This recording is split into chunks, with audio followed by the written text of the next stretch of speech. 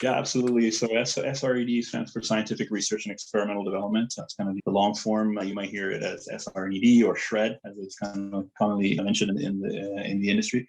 Essentially, what it is, it's a government of Canada tax incentive tax credit program. So the idea is it's a way to incentivize Canadian companies to do R&D in Canada, and it's a very lucrative program. And the idea is, as long as you meet the criteria that the government has set out, you could be really benefiting quite well in terms of sort of offsetting the R&D expenditures that you have. And if you can imagine, companies that are starting out, you're spending a lot of money, right? And you might hear the term like you're burning through, and your burn rate, your run rate, it can get very, very expensive.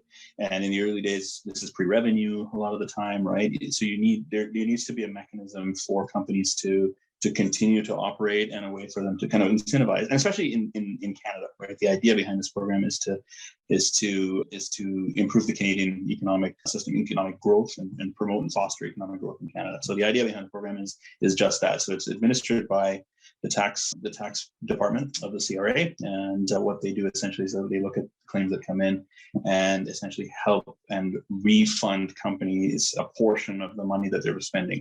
And the nice thing about the program is, again, you don't have to be revenue generating. As long as you're incurring R&D costs in Canada and you're doing work that's deemed eligible, then you could definitely benefit from the program. And if you can imagine, like, cash, coming back that companies can then use to reinvest and do whatever they want essentially within Canada is quite beneficial. So yeah, that's kind of the program in a nutshell. And it's across the globe. There are similar programs. Canada compares quite favorably, and so I've looked at programs in the UK and Australia and the US which are similar, but Canada compares quite favorably when you look at the global landscape for R&D, and it's a well-received program. Yeah,